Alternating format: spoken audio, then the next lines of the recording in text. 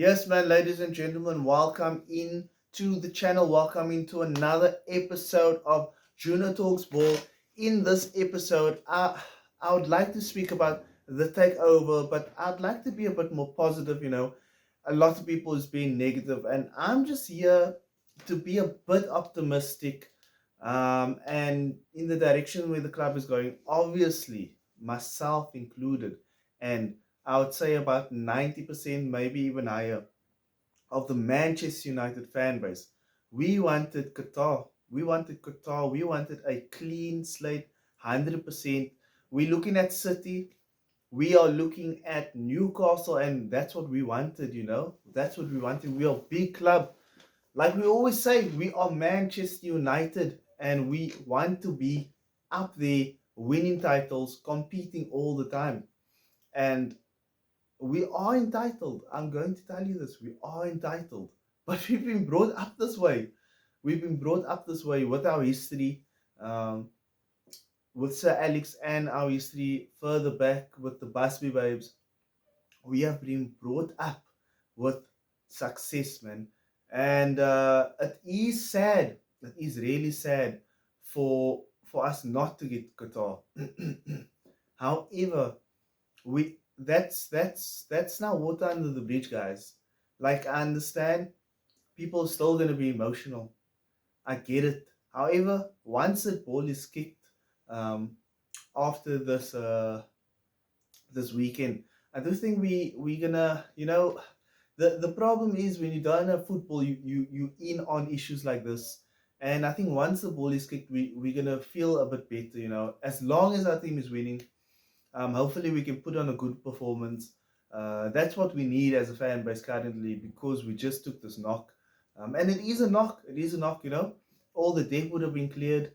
There was definite plans for the stadium. There was definite plans for Carrington.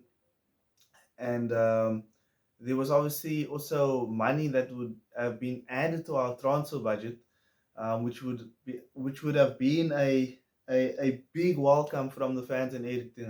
But that's not where we are. We're currently here with the Glazers still. Unfortunately, that's the biggest unfortunate. The fact that the Glazers is still here is the biggest unfortunate. However, as I said in the beginning of this video, I'm not here to be negative. I'm trying to look forward. And I think eventually we're all going to have to look forward. So, you can get your time, but rather sooner than later. So, obviously, Sir Jim Radcliffe, um, he came in with a bid, and his current bid is 25% of the club, and basically he has charge of sporting decisions of the club. And nobody actually knows what that means, man. We think we know, but and hopefully I'll give like a 1% into what that could possibly mean, but nobody really knows what that means at the minute. So it's 25%. Apparently, in this coming next coming days, even though the bid has been accepted, in the next coming days, the board will vote on it. Even though it's been accepted, the board will vote on it. I totally don't understand that. I myself am not a businessman of that level. However, in the next coming days, the board will vote on it. The bid is accepted, so he's gonna get his proposal whether he wants or not. It's just obviously there might be some negotiation. So I think that's what the board is going to be voting on. So like I said, you'll have sporting control, and with the sporting control, there's going to be a few jobs at Manchester United that is going to be questioned. A few jobs, and as Manchester United fans, this is where it gets positive. These few jobs that we are talking about, it's not Richard Arnold. Um, Apparently, he doesn't have the right to touch Richard Arnold's post as it currently stands. And obviously, that will be part of the negotiation. But apparently, as it stands, Richard Arnold, his job is safe. Eric Ten Hag, his job is also safe. And I think that is massive for the fans. There's many fans that are not Eric Ten Hag out. So that is massive for the fans, massive for me. I'm a big fan of Eric Ten Hag, and especially what he done last season. I do believe he's the guy. I do believe he's the guy. Can you mention to me, even in the last in the last 10 years, when we've seen a style of play, the only well, we obviously had counter attack in football, but the only real style of play, well, there was Van Gaal. There was Van Gaal who tried to introduce a style of play. However, in Van Gaal's era, he wasn't under Arnold, he wasn't under Murtough. He was under Ed Woodward. I mean, in all honesty, guys, if this is about being positive, Arnold and Murtough has seriously taken us a little bit forward from where we were back then. Let's be real. And many of you will at me in the comments saying, "No, you're talking trash." I honestly do believe that they have slightly taken us forward. Not where we need to be. Obviously, their hands is tied because Glazonomics. However, I do think they have taken us forward in, and let's hear me out, guys. They have taken us forward in the way that they are dealing with the managers. Ole Gunnar Solskjaer wasn't the guy they brought in. Ragnick, they brought him in while they were still new in the project or in their jobs, in their positions, and he had no control of the players. He had no control of the players. So they brought in Erik ten Hag, and they've been working with Erik ten Hag to get Erik ten Hag what he wants.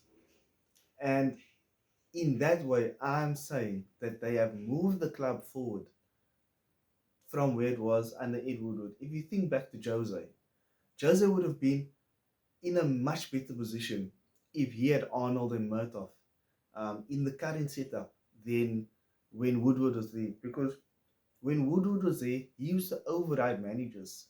It was he was just doing his own thing. He would override managers, and Murtough and Arnold seem more inclined to work with managers. So if you're looking at positives to where we are, guys, because this is what the video is about. I know I've been slightly negative, but if we're looking at positives, the club has slightly improved. Slightly. Not where we need to be, but slightly.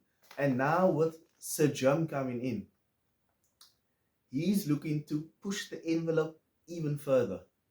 So here's a guy who goes by the name of, man, I forgot his name. Sorry. That goes by the name of Sir David John Brailsford. Sir David John Brailsford. And Sir David John Brailsford works for INEOS. And he's basically in charge of all the sports activities under INEOS. So the cycling team, he's in charge of that. And he is in charge of Nice. So he oversees that, and this guy is in sports, and he's the sporting director of INEOS. So he basically oversees the cycling team that INEOS owns, and Nice. Obviously, I don't think he'll be doing the day to day. However, everybody that's in the footballing department, this 25% basically means everybody that's in the footballing department, their jobs is on the line. Everybody except for Erik ten Hag. So Murtough and his whole, everyone that works under him, and I'm hoping that goes to the medical staff, everyone, um, Darren Fletcher, all of them need to be under review. And this is why I'm being positive, guys, because if this guy comes in and he puts the right people in place, even if the Glazers are still here, guys, that's a good thing. Think back to when we had Sir Alex and David Gill. Yes, the Glazers were here, and yes, their hands were tied, but they had the right people to take the club forward. And at this very moment in time, that is what we need. And that is why I'm trying to be positive, because there's no point in crying over spilled milk.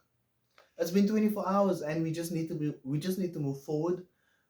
We just need to get Radcliffe in here, get his people in here to assess everybody that's here, to assess everybody that's at the club and to bring in better personnel. That is what I'm hoping from Radcliffe. I do hope that the Glazers don't interfere. Obviously, the Glazers are going to have have a say over money, but as long as he has the right people working with Erik ten Hag, and obviously Richard Arnold is still going to be here, so working with Erik ten Hag, working with Richard Arnold, taking the club forward with the expertise, that is something to look forward to, man. Qatar and Sheikh Jassim, unfortunately, we do not have them. Unfortunately, we do not have them. But if we can just move forward as a club, what, like, look at Arsenal. Look at Arsenal. They they don't have owners like City. They don't have owners like PSG. So yes, they spend 100 on rice, but they don't spend crazy money. But they have the right people. And because they have the right people, they back the manager. He had the backing from the top. He had the right people around him. And he had the say over the team. It means that Arteta was so close to winning the league. If you look at Klopp, Klopp has so much say. And he has people above him. Yes, Liverpool isn't happy with the owners because of the investment, but he has people around him that trusts him and gives him what he needs. And look at Klopp. He went on to win a Champions League and a Premier League. And this is what I'm saying. Yes, we're not going to be City. With Qatar, we would have been like City. And unfortunately, we don't have that. But what we can do, we can move the club to a point where we always challenging, always finishing top three, pushing City, pushing Arsenal, pushing Liverpool, always in the conversation. And for me, right now, as a Manchester United fan, I'm not going to cry. I'm just going to hope that Sir Jim can get us there. Anyway, guys, let me know what you think, man. We need to be positive at this moment in time. We need to come together as a fan base. And we just need football. I think we just need football so that we can kind of not concentrate on this too much. So let me know what you guys think. Many people probably think I'm crazy, but to live in the past, to live what could be at this moment in time, I'm just not going to do that. I'm going to move forward and I'm going to hope that Sir David, let's call him Sir David, can get the people in charge that needs to be in charge. And that is all that we can hope for. Let me know what you guys think. Many people's going to be calling me out, but it's fine. I'm here for it. I am here for it. And in the famous words of Tim the Tat Man, leave a like, hit the subscribe, and let somebody know that you love them. Anyway, guys, I'll see you in the next one. Peace.